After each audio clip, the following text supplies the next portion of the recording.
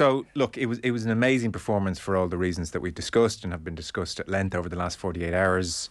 England coming to Dublin, Sexton's last Six Nations game, the record for him, the Grand Slam, more to the point, at stake, first Grand Slam in Dublin, Paddy's Week. I mean, we can go on and on and on and on.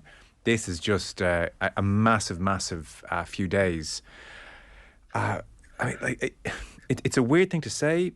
'09, it had been so long since Ireland had done it, and Cardiff was Cardiff. 18, you're trying to do it at Twickenham as well as that team is playing.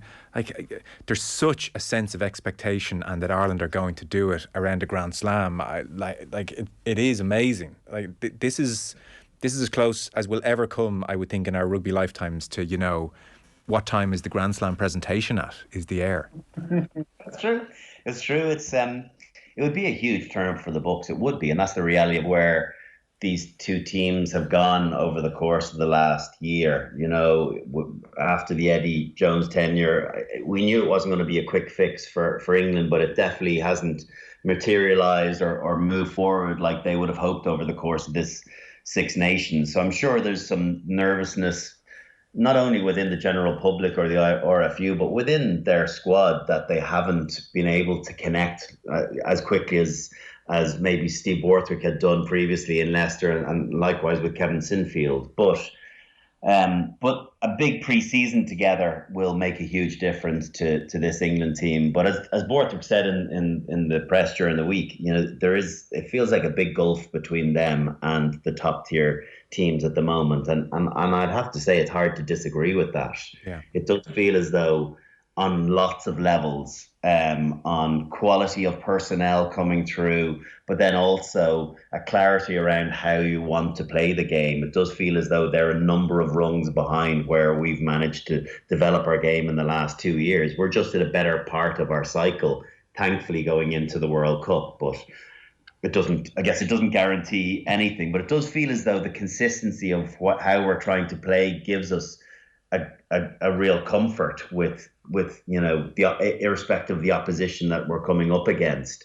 Whereas with England, I don't think you know what their game plan is, what their shape is properly yet. They don't know who their best number 10 is.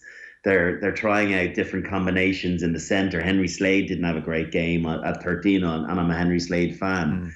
And up front, they got monstered. Yeah, you know, they were anonymous in certain positions. So, yeah, I think a good bit of soul searching going on in England at the moment. Because at the start of the championship, a lot of people said, well, come round 5, they'll be a lot better. And instead of gradually coming together, it's almost coming apart at the seams. I mean, will Borthwick will look at Ireland and Dublin. Is he just going to say, right, I'm going to pick my biggest guys and play the most reductive game imaginable? Let's try and smash a few people and make this ugly. Is it, like, that feels about the best they can muster up at this stage. Yeah, I think the kick contest game will be huge from their point of view. If they can get the ascendancy there, it will mean you know, they can deny Ireland the possession game that they like. You make it set piece orientated, although careful what you wish for, because you know, looking at the English scrum at the weekend, you know, I wouldn't have said Ireland would be particularly nervous at it. You know, we've been able to more than hold our own against the best teams in the world. If anything, I think they'll fancy their chances at scrum time. You know, the English maul, a weapon that they usually are able to rely on, has been pretty disappointing. And I genuinely, if you look across, I'm definitely not going to get drawn into what English players would get picked in our team conversation. And again, well, it's at none now, surely. Fool me once. But it does feel as though if you ask lots of English players or English public, you know, right now, Ireland's strength of players across the board does feel stronger. That where they are, the confidence they're playing, and the clarity with which they're playing. So, it's like everything is pointing towards an Irish victory. But I've been caught with it in the past, and you can't just expect to get it done. You know, it's still, rugby's still about emotion. It's about playing scared sometimes, and it's rare enough that an England team will come across to Dublin, very fearful of what they could go home with. So that will bring out a far greater performance than we saw in Twickenham last weekend. Remind me though, I have a hazy memory of this. Is this the eve of the 19 game? You said only Tuilagi were getting the Irish side. Is it that? I don't even know if Tuilagi made the team. Okay. I think my point was it was on the back of the New Zealand performance. I was like, it's very hard to not pick any of those, but yes, I gave a headline that, on reflection, I should have thrown, even for token's sake, even if I didn't think it, I should have cut myself some slack and gone Itoje, Vunipola, of which both of them would have gotten in our team. Let's be honest. Yeah, I probably, maybe I was fangirling Ireland a bit too much. Sorry, I'm not sure if I'm allowed to say that anymore, am I? I don't know. On the 10 situation, like, are they just going to say to Marcus Smith after a weird few days in his life out, then back in? They have to stick with Marcus Smith. They could ruin him, couldn't they? Have to stick with Marcus Smith. I don't think he was the problem. I really don't. No, it really wasn't. Like, I think his kicking game needs a good bit of work. Like the spiral bomb on the free kick, like I don't know what that was. You can't give access to teams. Those moments are actually crucial towards developing momentum and forcing pressure on the opposition. You give someone a free shot like that to catch and they brood it 50 yards down the field. Like he has to understand that they're big moments, and the accuracy needed around that is really important. I thought he had a very poor kicking game against South Africa in November, first 25 minutes. With 3 or 4 very, very loose kicks that did nothing. And so I think that part of his game definitely needs shoring up. But I think if they drop him now and go back to Farrell at 10, it could break him.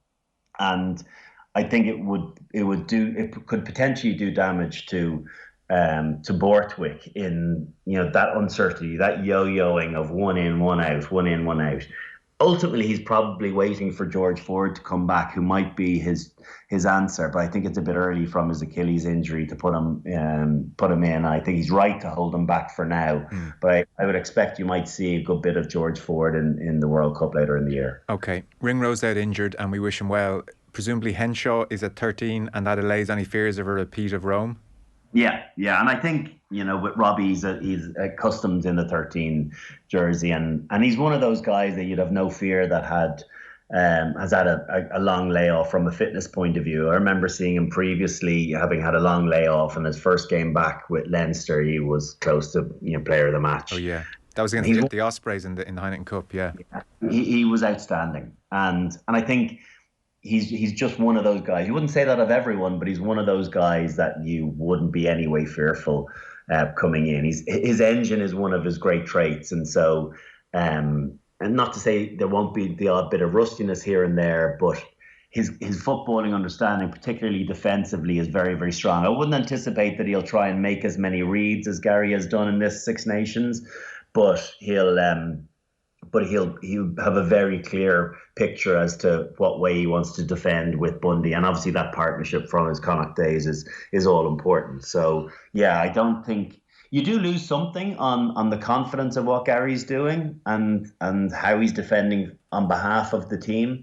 But I think, as a player, Robbie is we should be careful not to be the forgotten man. He's been an outstanding performer for Ireland over the course of the last 3 or 4 seasons, and for me, absolute automatic selection when fully fit. There you go. That was but a taste of the full rugby conversation. As usual, you can get the full chat wherever you get your podcast. It's waiting for you right now.